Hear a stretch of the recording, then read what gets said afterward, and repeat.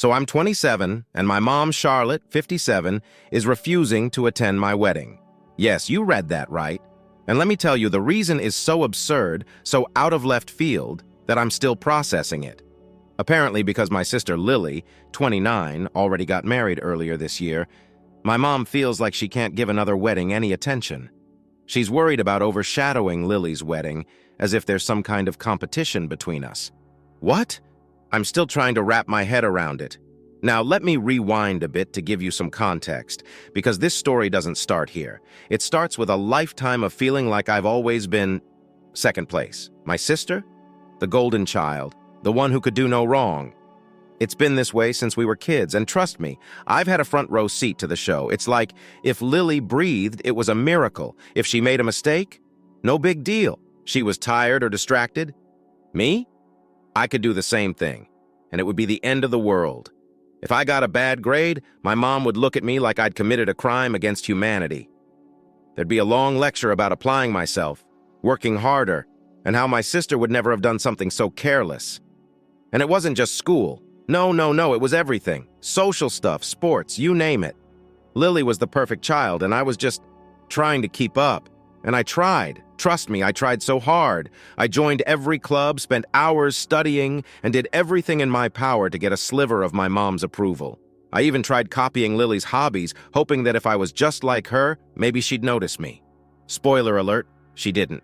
My achievements, met with a half-hearted "that's nice" or a quick change of subject, it's like I had to be perfect to even exist in her eyes, and still I wasn't good enough. So when I got engaged, oh my God, you guys, I was beyond thrilled. I thought, this is it. This is finally my moment, my chance to shine. I imagined my mom's face lighting up, seeing her daughter all grown up, getting married. I thought, maybe, just maybe, this would be the moment I would finally get that attention and approval I'd spent my whole life craving. But nope. Instead, I got a, well, that's nice, but Lily's wedding was just a few months ago. As the days ticked down to my wedding, it became more and more clear that my mom wasn't going to change her mind. The excuses just kept piling up, but none of them felt genuine. It was like she was searching for reasons to justify her decision not to come, rather than facing the reality that she simply didn't want to be there. Every time I talked to her, I could feel the tension growing, her insistence on not splitting her focus or making my sister feel less special, slowly transforming into what sounded more like a cop-out than a legitimate concern. At first, I tried to reason with her, to explain that this wasn't a competition. I wasn't asking her to choose between us, and I certainly wasn't expecting her to drop everything for me. I just wanted her there. But the more I tried to explain myself, the more she dug in. She told me flat out, I won't be coming. It's just too much for me to handle. I can't risk making Lily feel like her day wasn't special enough. Honestly, I was floored. I didn't know how to react to that, other than to feel completely defeated. I mean, what was I supposed to say? She wasn't even trying to see my side. She didn't even seem to care that I was heartbroken over the fact that, on what was supposed to be one of the happiest days of my life, the one person whose approval I had always longed for was choosing not to be there. And the reason? To protect my sister's feelings. At that point, I was done trying to appease her. I couldn't keep bending over backwards for her, hoping she'd see reason. It wasn't just frustrating, it was exhausting. It felt like I was asking for something basic and normal, something a mom should want to do for her daughter, and instead, she was turning it into something it shouldn't have been. My wedding wasn't a threat to Lily's day. It wasn't an attack on her, but it was becoming painfully clear that my mom wasn't going to see it that way. So, I did what I could do. I decided to move forward with the wedding planning, with or without her. I wasn't going to let her irrational decisions ruin what I'd been dreaming about for so long. This was my day, and I wasn't about to let her refusal to be supportive take that away from me. With a mixture of frustration and defiance, I pushed on. My fiancé, who'd been a rock through all of this, was amazing. I seriously couldn't have asked for a better partner through all of this mess. He never once tried to downplay what I was feeling, and he was always there to listen when I needed to vent. He came up with a really thoughtful idea that I wasn't expecting. He suggested we write a speech for the reception together, something that would address the elephant in the room without making it awkward or confrontational. His way of handling things was to acknowledge the situation with grace, but still keep things respectful.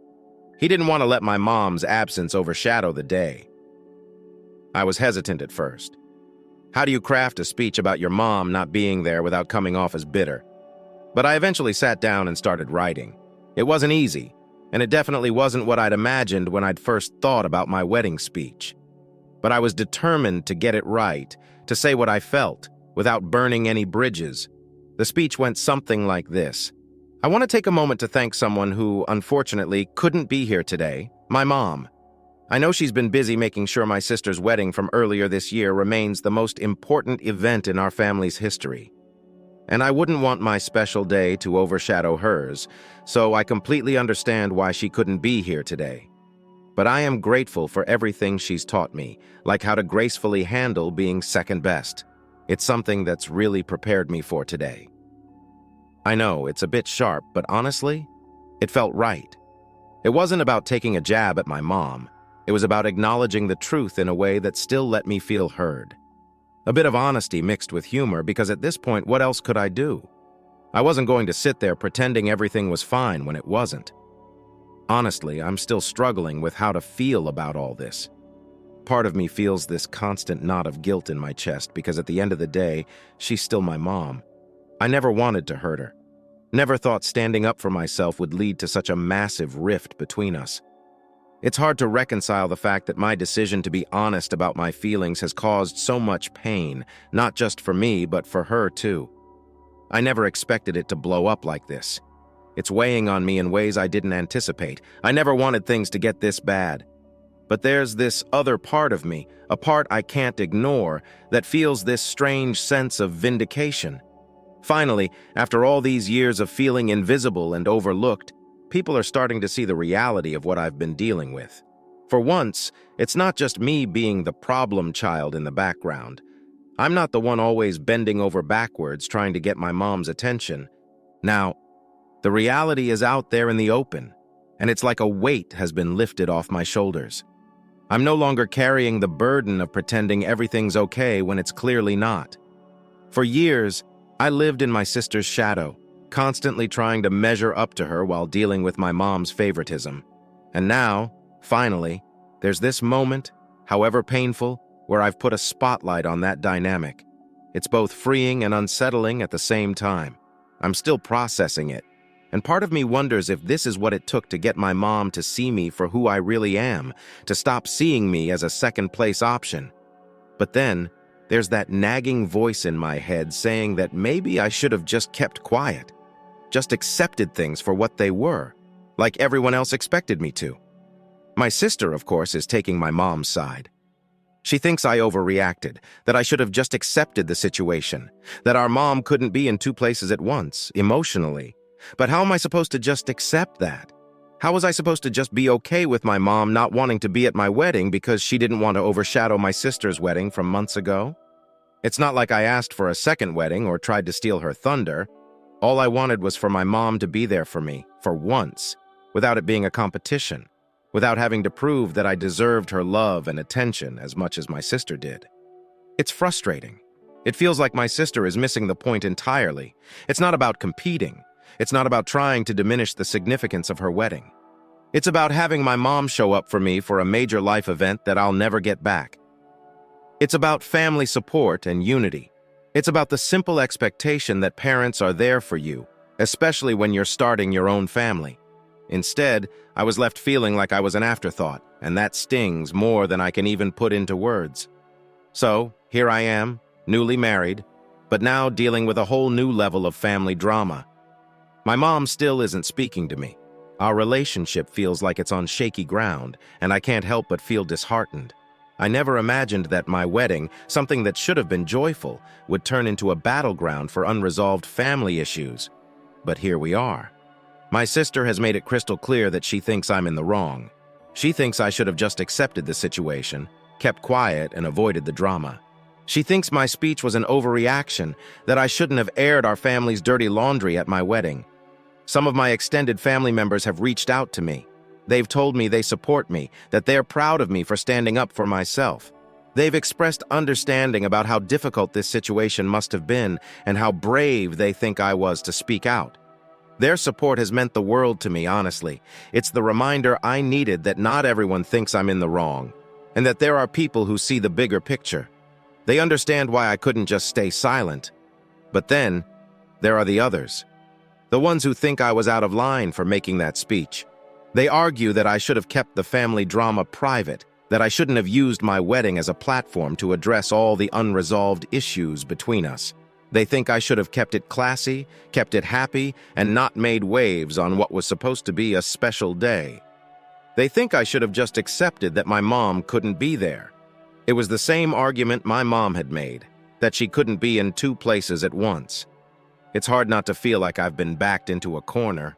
No matter what I do, it feels like someone is going to be upset with me. Either I take the high road, swallow my feelings, and let everything fester, or I speak my truth and risk losing even more. There's no middle ground, and it sucks. Because at the end of the day, I just wanted my mom to be there, that's it. Can you imagine?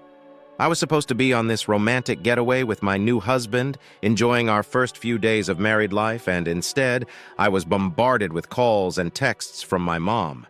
Furious, ranting about the whole speech situation. It was stressing me out so much that I couldn't deal with it anymore. So, in a moment of frustration, I decided to block her number. I figured it would send a clear message and give me some much-needed space to breathe. But of course, that didn't stop her. When we got home, I found out that she had left a mountain of voicemail messages on our home phone. I honestly lost count after a while because it just felt like an endless barrage. The messages were all filled with her going off about how I had humiliated her and ruined her reputation, and all this other stuff that made my blood boil. I decided to listen to a few of them, hoping that maybe, just maybe, she had calmed down and we could have a normal conversation. But no, in one of them she actually threatened to sue me for defamation. I couldn't believe what I was hearing. Sue me? Over a speech at my wedding? I mean, I get that she's upset, but this? This was a whole new level of crazy. Sue her own daughter for sharing her feelings about her mom's refusal to be at the wedding. I was stunned. I literally couldn't wrap my head around it. I had no idea how to respond. But eventually I called her back, hoping to at least talk things through and clear the air.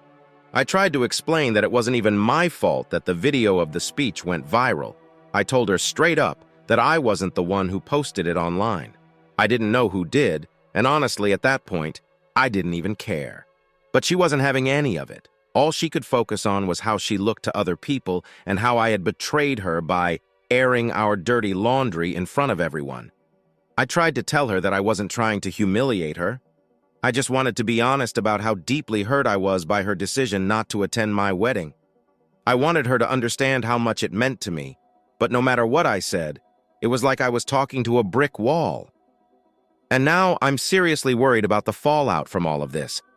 If my mom is really serious about suing me, what does that mean for the rest of the family? How is this going to affect my relationship with my dad, my sister, and the rest of the extended family? The whole situation has spiraled so far out of control that I'm scared it's going to cause even more rifts. This wasn't supposed to be how things went, and yet here we are. Update. Hold on tight. Okay, so buckle up because things have taken another wild turn. About a week after that last heated conversation with my mom, I received a letter in the mail that completely threw me for a loop. I remember standing in the kitchen, staring at the envelope, and immediately feeling a wave of panic wash over me. My heart was racing as I opened it, and the letter inside. Well, it was from a lawyer. It wasn't even just some generic letter. It was a legal demand saying that my mom was suing me for defamation. And as if that wasn't enough, she was asking for $5,000 in damages. I stood there, frozen, holding the letter in disbelief. It felt like everything was crashing down around me.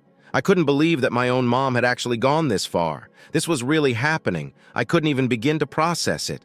A lawsuit? For defamation? Over a speech at my own wedding? The whole thing felt like some kind of nightmare I couldn't wake up from. I mean, I knew she was angry, but I never imagined it would escalate to this level. The more I thought about it, the more overwhelmed I became. It wasn't just about the money. It was about the principle. This was my mom, my own flesh and blood, suing me over something so petty, so personal. I didn't know what to do. What could I do? I've never been in a situation like this before. I felt completely blindsided. And honestly, I didn't even know who to turn to for advice. Should I just pay the money and hope it goes away? Should I fight it? I wasn't prepared for any of this, and now it felt like the ground was shifting beneath me, like everything was slipping out of my control.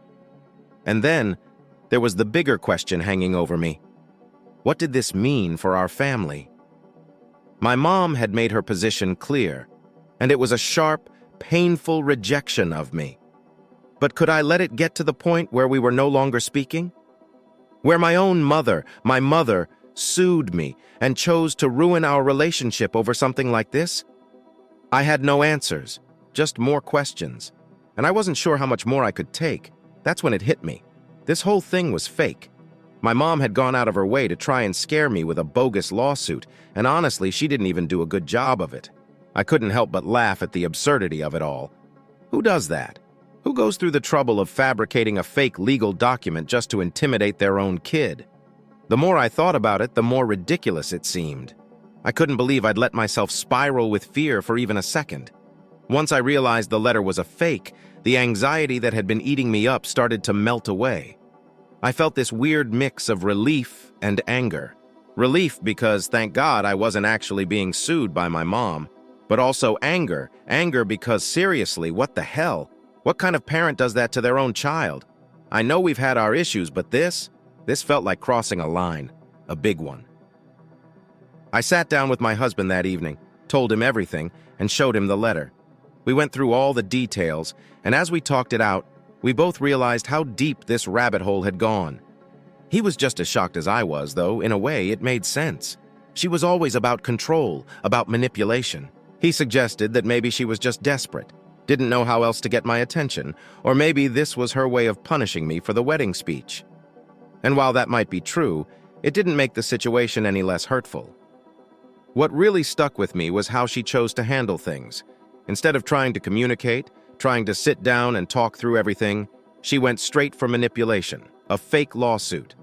That felt so dirty, so beneath the kind of relationship I thought we could have. It felt like she was more interested in controlling me, punishing me, than actually working through our issues. And that's something I don't think I can easily forgive or forget. Update 3. Taking action. After the ridiculous fake lawsuit letter, I was at my wit's end. I spent days going back and forth trying to decide whether I should confront my mom or just let it go. But after everything that had happened, I knew I couldn't just sit on this without saying something. She crossed a line with that stunt, and there was no way I was going to sweep it under the rug. This wasn't something I could move on from without addressing it head-on. So after a few days of mulling it over, I made a decision. I was going to confront her. It wasn't going to be easy. I didn't know how she was going to react. In fact, I half expected her to slam the door in my face when I showed up at her house. But I had to do it. I had to confront her if I was ever going to have any peace of mind. When she opened the door, she looked genuinely surprised to see me standing there. The first thing she said was, "What are you doing here? You should be talking to my lawyer, not me." And the way she said it, it was almost like she was so righteous about the fake lawsuit that I had to bite my tongue to keep from laughing. But I held it together, took a deep breath, and looked her straight in the eye. "I know the lawsuit letter was fake," I said, "and you can drop the act." At first, she tried to play dumb, like she had no idea what I was talking about. But there was no fooling me anymore. I wasn't going to let her play me like that. She started with the same old excuses about how I had humiliated her, how I'd ruined her reputation, and how I had gone too far. But this time, I wasn't buying it. I wasn't going to sit there and take the blame for everything she had done to me over the years.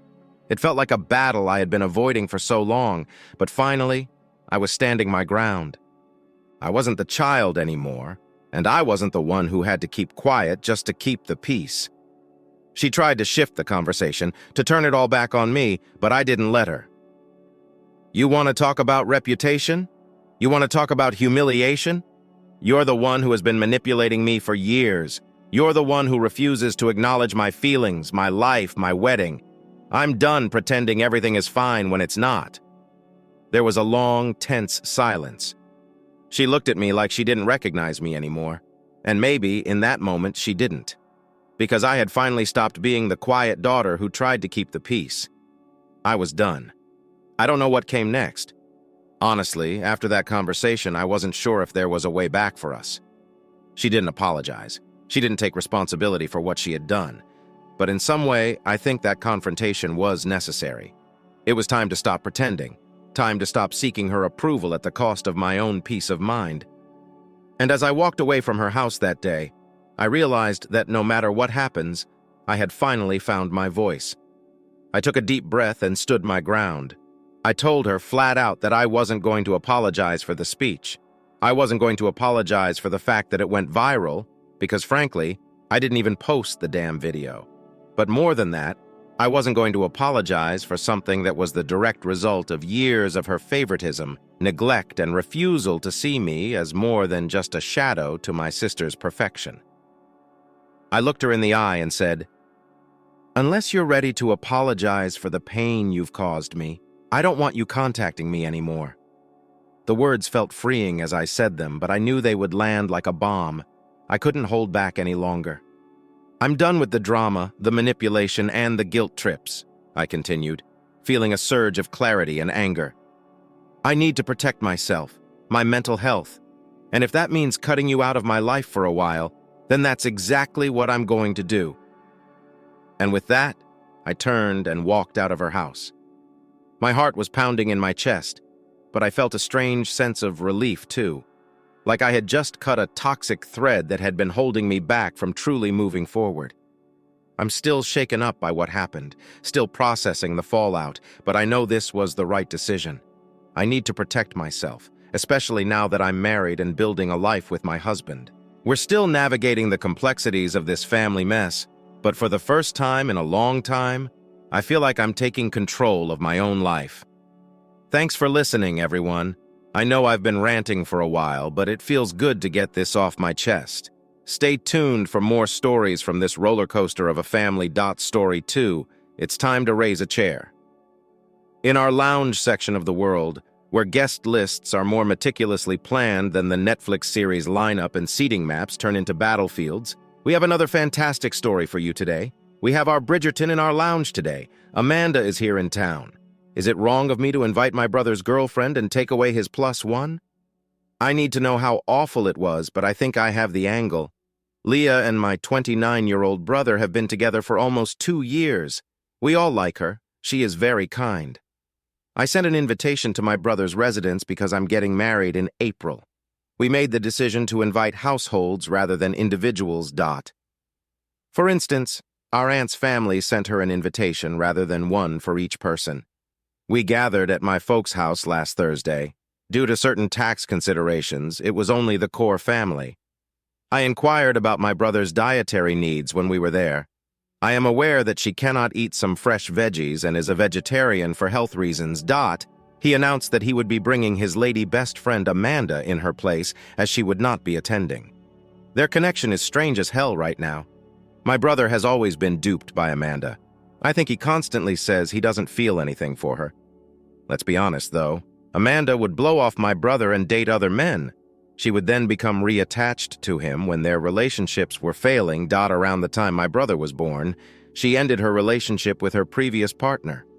Amanda, his ex-girlfriend at the time, was scheduled to go to Spain with him. What was done by my foolish brother? Take Amanda by herself? Because his ex-girlfriend made Amanda uncomfortable. He was obviously caught off guard when his girlfriend ended their relationship. I stopped talking altogether. Because it's strange, too. I then inquired as to whether they had other intentions when he said that. However, according to my brother, Amanda had requested if she might go, as it would be a chance to finally meet the old group. In high school, we had a buddy group. If I wanted Amanda there, I would have invited her. I informed him Amanda is cold and cruel. At every gathering, she constantly criticizes other girls.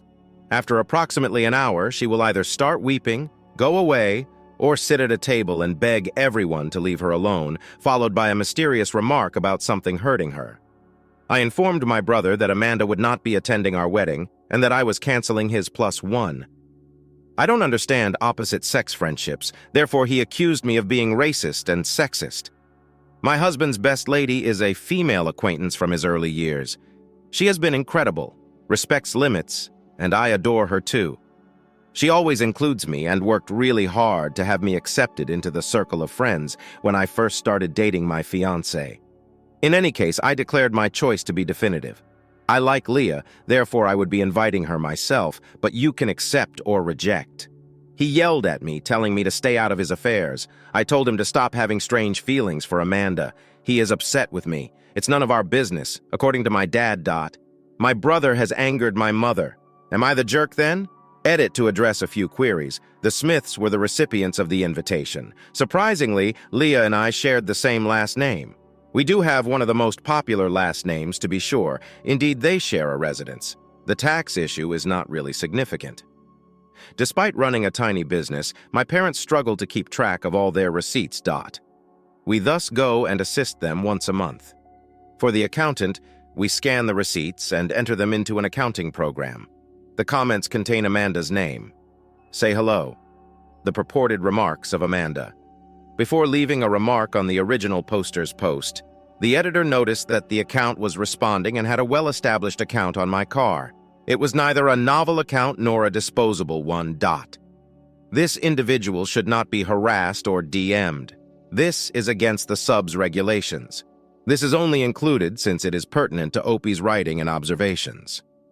You're the asshole, the person says. He just won't attend your wedding if he's sensible. That's the proper approach to deal with jerks like you. And he'll go if he's sensible. No communication with you. A hole. Nope, he said. I wouldn't mind, yes. Well, if you don't mind, it's okay if your dad and brother don't attend your wedding, the individual responds. It would have been okay to not invite your brother, but the way you handled it makes you shout, sending him an invitation, attempting to control him and make decisions about his connection, and then removing his companion because you wish to choose his partner. That's going too far, the OP responds. Dude, my dad isn't upset with me. He believes the drama is needless. He is simply avoiding men since he doesn't like them either. Amanda responded to a number of other comments, some of which are included below. It's not the a-hole, the commentator says, but your brother is. He has to be given a serious reality check.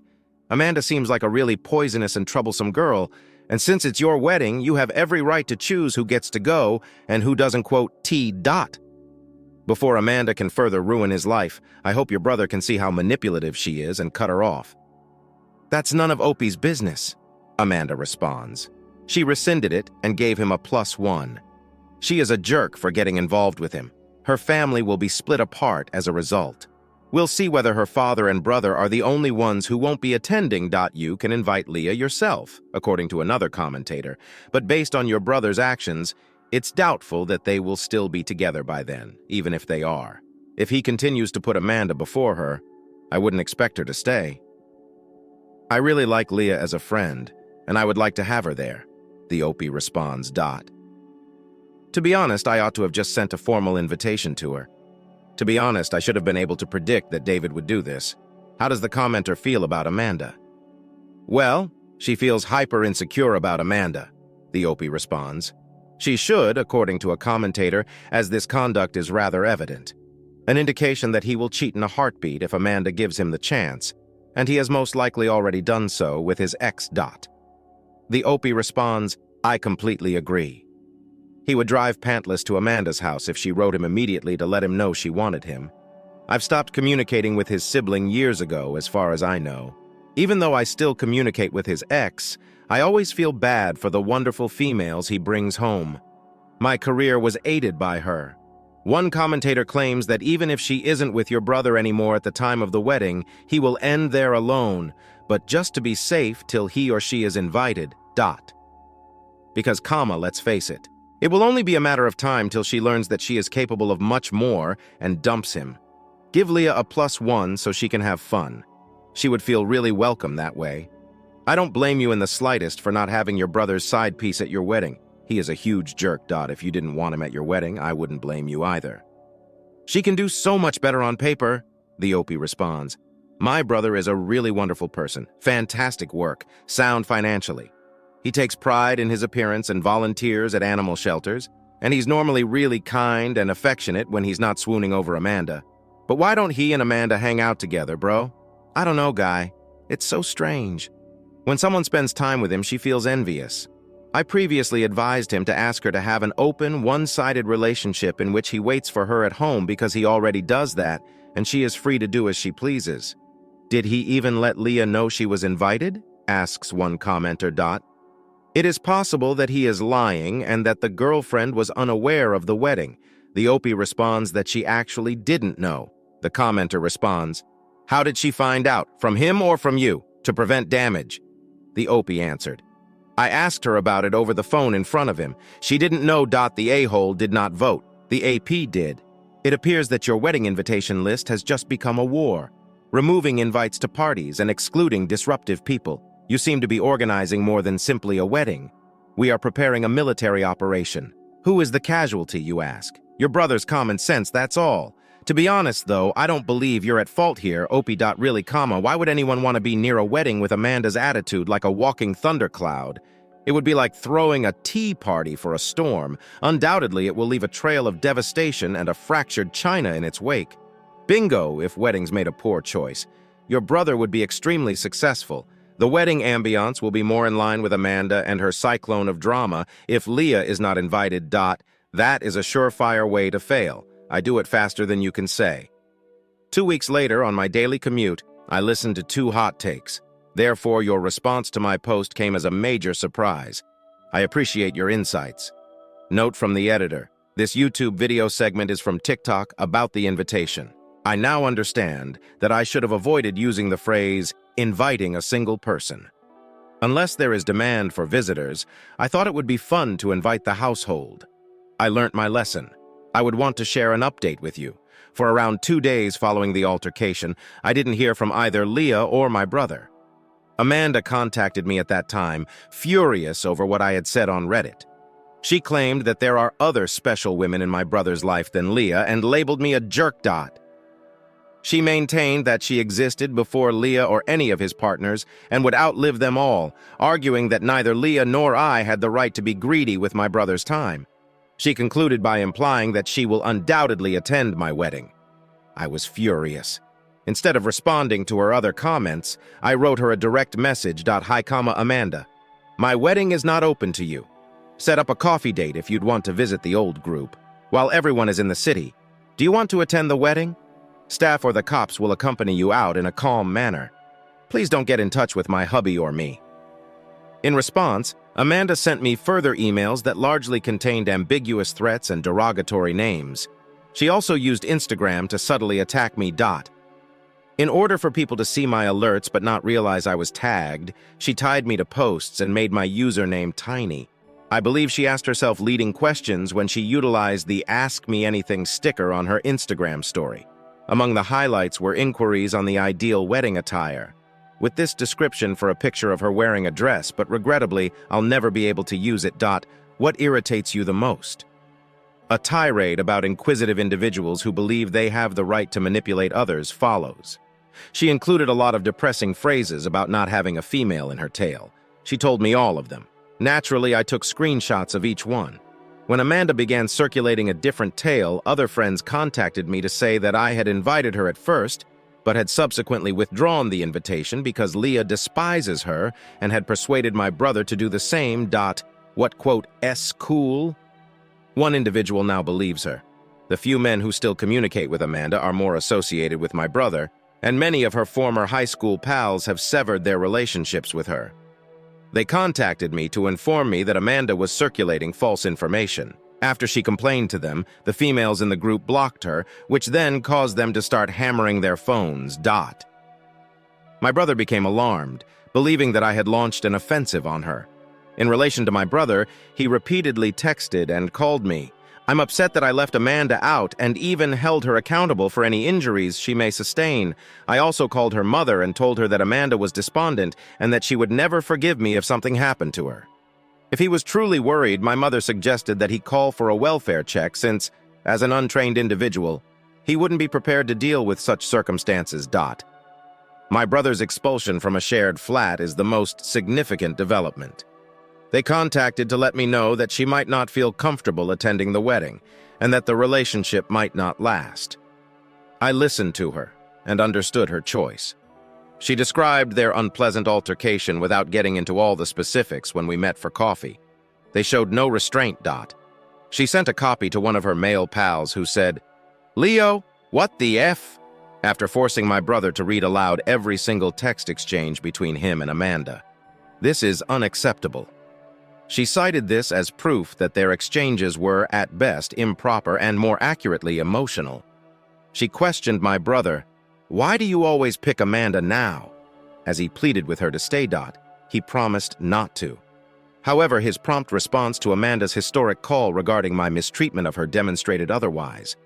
While he consoled Amanda in a separate room, Leah departed. Later, when she was away, she contacted him to tell him to get out. She didn't want to see him unless specific requirements were fulfilled because it's her residence. Removing Amanda entirely and going to treatment to deal with his bad habits. The battle lasted for 2 hard days. In the comments section of her podcast, Leah found comfort. It was beneficial but weird, she said. She wishes others in similar circumstances to know a few things and sends her regards. Being with someone who isn't good for you will make you feel more alone than being alone, so don't be afraid of being alone. Avoid becoming involved with her at all costs. Her mindset generally ends in heartbreak, but I can change it. Put yourself first, and it's admirable to strive to resolve the issue. Don't rely on it to solve the problem. That's essentially it. My daily existence is really peaceful, despite the fact that it seems complicated, like a soap opera. My brother needs to grow up and either commit to Amanda or acknowledge that he's being taken advantage of, in my opinion. And to Amanda, please mature and stop bothering me. Before we wrap up for the day, one pertinent remark. Is your father still attending your wedding then? Bro, I'm so happy they broke up with her. They hope, he says. Indeed, without a doubt. They're also taking a break.